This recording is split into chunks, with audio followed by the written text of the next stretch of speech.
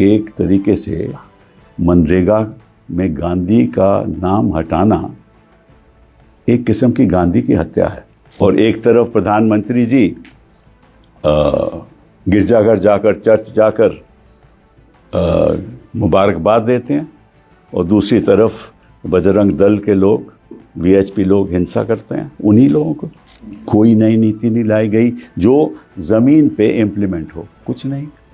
और action commission उनको उंगली उठा के बात करता है। उन्होंने कहा कि भाई देखा, आप उंगली उठा के बात नहीं कीजिए, हम गिने हुए चुने हुए लोग हैं, आप तो नॉमिनेटेड हैं। इन 11 सालों में इस देश में कोई बड़ी भारी उपलब्धि नहीं हुई किसी भी क्षेत्र में। तो हर चीज़ इनको प्रोपेगेंडा के तौर पे ये करते हैं, और फिर कहते हैं बड़ी हमारी उपलब्धि है कि हमने देखो ये गिफ्ट दिया है, जीएसटी का गिफ्ट दिया है देश को। हर यूनिवर्सिटी में घुसे हुए हैं, हर इंस्टीट्यूशन में घुसे हुए हैं, गवर्नरशिप में घुसे हुए हैं। कोई संस्था हो तो पहला ये होता है कि भाई ये आरएसएस के प्रति है या नहीं, उनका आदमी है या नहीं।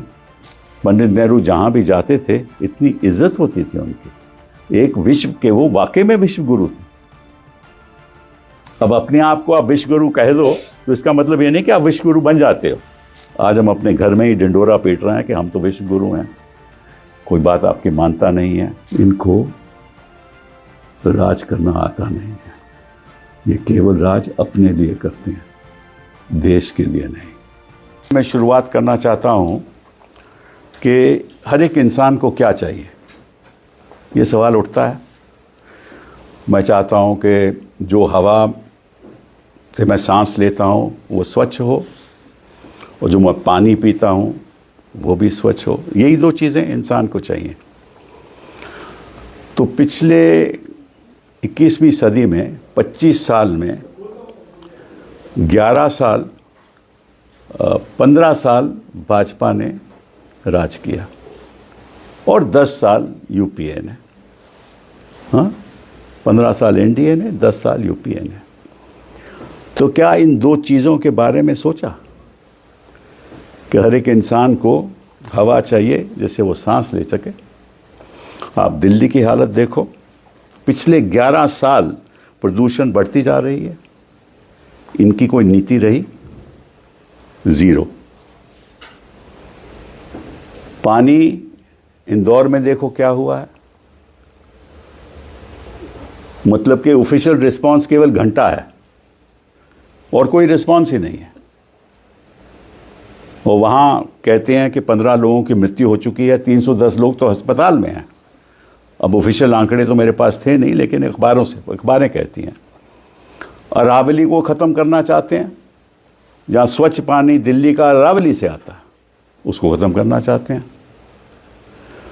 और माइनिंग को बढ़ोतरी दे रहे हैं। और इनका आज कभी प्रधानमंत्री से पिछले 5 सालों में आप हर नल में जल का कुछ सोचा, कोई सुना?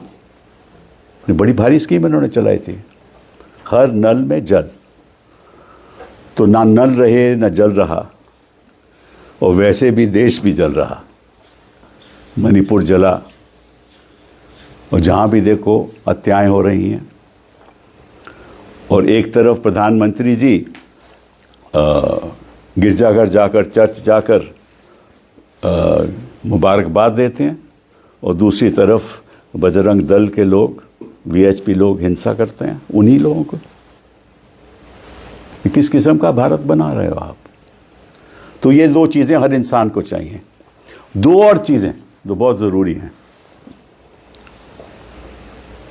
वो है शिक्षा और स्वास्थ्य। इन पे भी कोई ध्यान नहीं हुआ पिछले 15 सालों में, पिछले 11 सालों में। 2014 के बाद कोई नई नीति नहीं लाई गई जो ज़मीन पे इम्प्लीमेंट हो, कुछ नहीं। ये 4 चीज़ें हर एक इंसान को के लिए बहुत ज़रूरी हैं। और क्या मुद्दे हैं इस देश में जो चल रहे हैं कि वोट में बदलाव लाओ, वो सूची है उसमें स्वच्छता लाओ, ये चल रहा है। और ऐसा लगता है कि जो इलेक्शन कमीशन है वो ऑपोजिशन के खिलाफ है। अभी एक राजनीतिक दल का नेता वेस्ट बंगाल का कई लोग लेकर, और चुने हुए लोग जिन्होंने लोगों को चुना है, लोगों ने उनको चुना है, अभी गए इलेक्शन कमीशन के पास, और इलेक्शन कमीशन उनको उंगली उठा के बात करता है। उन्होंने कहा कि भाई देखा, आप उंगली उठा के बात नहीं कीजिए, हम गिने हुए चुने हुए लोग हैं, आप तो नॉमिनेटेड हैं। ऐसा लगता है कि जो इलेक्शन कमीशन है वो इतना पक्षपात कर रहा है कि जैसे ही कोई ऑपोजिशन डिमांड करती है, ऐसा लगता है कि इलेक्शन कमीशन ही उसके खिलाफ है, कि ऐसे कभी लोकतंत्र चल सकता है। मुझे याद है, मैं इतिहास के ज़्यादा पीछे जाना नहीं चाहता, लेकिन हिंदुस्तान की स्थिति आज की बताना चाहता हूँ कि जब हमें स्वतंत्रता मिली तो पहला काम पंडित नेहरू ने किया कि ज़मींदारी ख़त्म कर दी, ज़मींदार को ख़त्म कर दिया, और जो जोतते थे फसल को, उन्हीं को हक दे दिए, उनको ज़मीन मिल गई। तो ज़मींदारी एबॉलिश की, आम आदमी को जो जोतते थे फसल को, उनको हक दिए। इन्होंने उद्योगपति को ज़मींदार बना दिया। आज के दिन कौन बड़े ज़मींदार हैं? उद्योगपति। हर चीज़ तो उनको मिल रही है। तो देखो कितना बदलाव आया है हमारे देश में, कितना बदलाव आया है कि आम आदमी के बजाय बड़े बड़े लोगों को सब कुछ मिल रहा है, चाहे वो पोर्ट हो, चाहे वो अपने एयरपोर्ट हो, कुछ भी हो, मिल रहा है। तो मुझे ये समझ नहीं आती, और ये बात स्पष्टता से हमें कहनी चाहिए कि इन 11 सालों में इस देश में कोई बड़ी भारी उपलब्धि नहीं हुई किसी भी क्षेत्र में। अब जीएसटी को देख लीजिए, जीएसटी में कितने सालों के बाद बदलाव आया। अब इन्होंने रेट कर दिए 18% और 5%, पहले कई मल्टीपल रेट थे, और अरविंद सुब्रमण्यन इनको कहते रहे कि बाप ये मत कीजिए, अरुण जेटली को कहते रहे, उन्होंने नहीं माना, और कांग्रेस पार्टी भी कहती रही, और आज जीएसटी उन्होंने अभी इसी साल चेंज किया है। तो हर चीज़ इनको प्रोपेगेंडा के तौर पे ये करते हैं, और फिर कहते हैं बड़ी हमारी उपलब्धि है कि हमने देखो ये गिफ्ट दिया है, जीएसटी का गिफ्ट दिया है देश को। उसे हुआ क्या है कि जो उनकी जो पैसा आता है जीएसटी के द्वारा सालाना, वो कमती हो गया। 2 लाख करोड़ पहले आता था, 1,70,000 करोड़ रह गया, और प्रदेशों के पास पैसा नहीं है। और इन्होंने गांधी जी के साथ क्या किया? एक तरीके से मनरेगा में गांधी का नाम हटाना एक किस्म की गांधी की हत्या है। मैं जब पार्लियामेंट में कुछ सालों पहले मैंने भाषण दिया था कि कोई भी भाजपा से उठ के ये कह दे कि सबसे बड़ा आतंकवादी गोडसे है, किसी की हिम्मत नहीं हुई,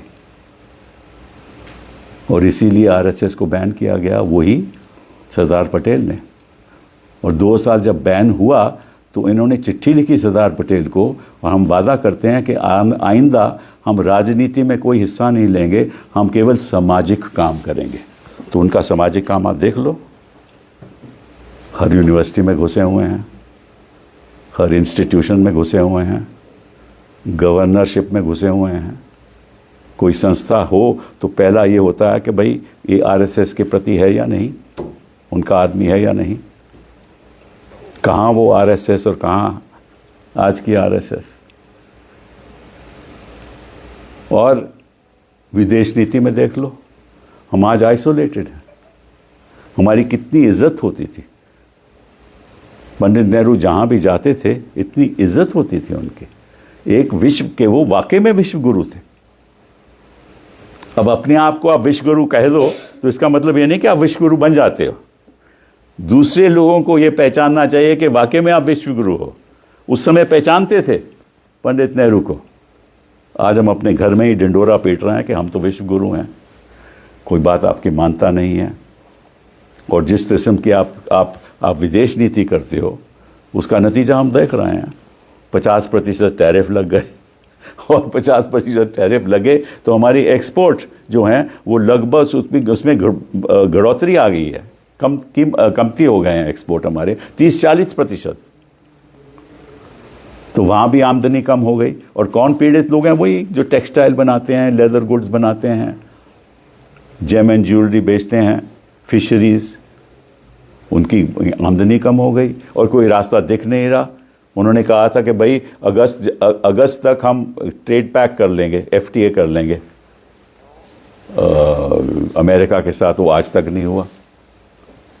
और यहाँ ऑपरेशन सिंदूर के बाद हुआ क्या कि किसी विश्व में किसी देश ने भी पाकिस्तान की निंदा नहीं की।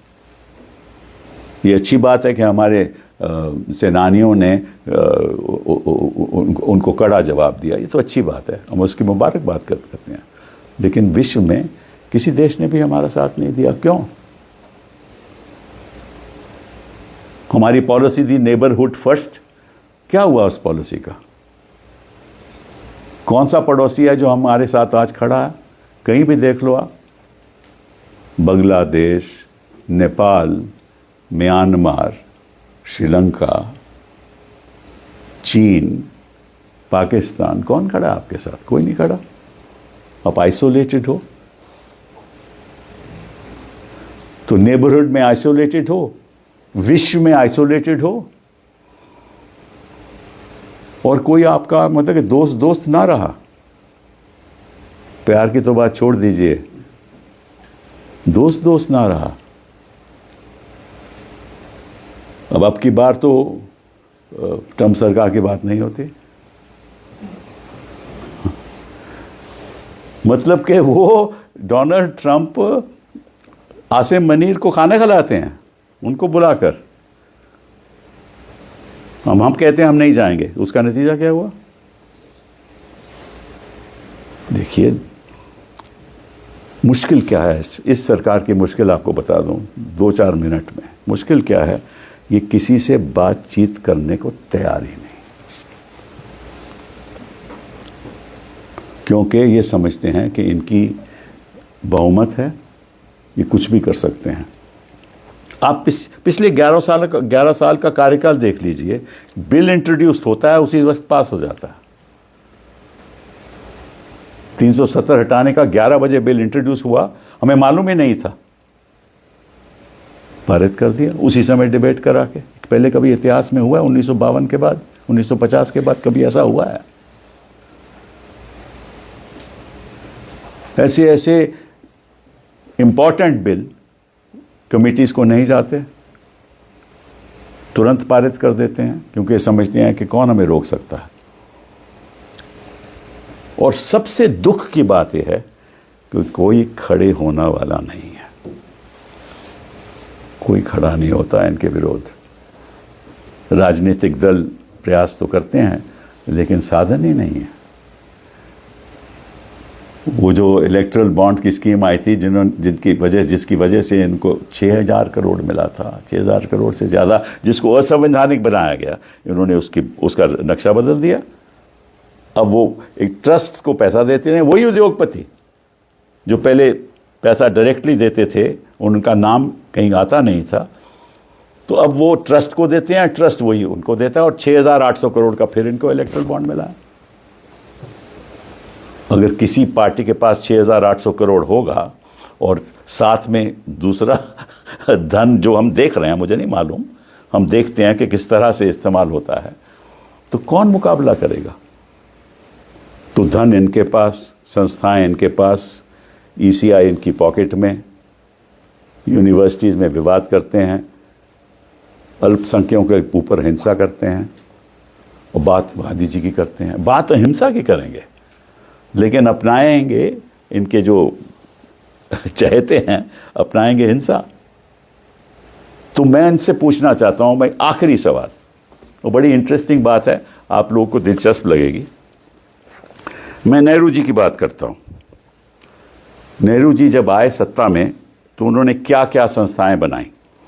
Indian telecom industry, Bhakra dam, Damodar valley corporation, Hirakud dam, Hindustan machine tools, Bharat heavy electrical, Hindustan shipyard, Bharat petroleum, heavy engineering corporation, Indian oil corporation, Hindustan antibiotics, Hindustan insecticides, Nagarjuna Sagar dam, national military development corporation, national building and construction corporation, Indian drugs and pharmaceuticals limited, fertilizer corporation of India, shipping corporation of India, Hindustan electronics, Bharat earth movers, सब 1960 में इनका गठन हुआ। उसके बाद क्या हुआ? उनके बाद इन्होंने क्या किया? इंडियन स्पेस रिसर्च इसरो बनाया, नेशनल फिजिकल लेबोरेटरी बनाई, नेशनल केमिकल लेबोरेटरी बनाई, नेशनल मेटलर्जिकल लेबोरेटरी बनाई, all India institute of medical sciences का स्थापन हुआ, नेशनल इंस्टीट्यूट ऑफ वीरोलॉजी बनाया, डिफेंस DRDO बनाया, और नॉलेज एरिया में इन्होंने साहित्य अकेडमी का गठन किया, संगीत नाटक अकेडमी का, नेशनल स्कूल ऑफ ड्रामा का, ललित कला अकेडमी का, national council for applied economic research का, एंड इंडियन स्टैटिस्टिकल इंस्टीट्यूट का, all setup, film division, television institute of India, national institute of design and national council. And कब? 1950 से लेकर 1964 तक, 14 साल में। ये तो 15 साल राज किया इन्होंने 2000 के बाद। बताइए इनको कौन सी इंस्टीट्यूट इन्होंने बनाई आज तक? सिर्फ प्रोपेगेंडा। इनको राज करना आता नहीं है, ये केवल राज अपने लिए करते हैं, देश के लिए नहीं। अब इनको जाना ज़रूरी है। 2026 में हमारा ये कर्तव्य है। बहुत बहुत धन्यवाद।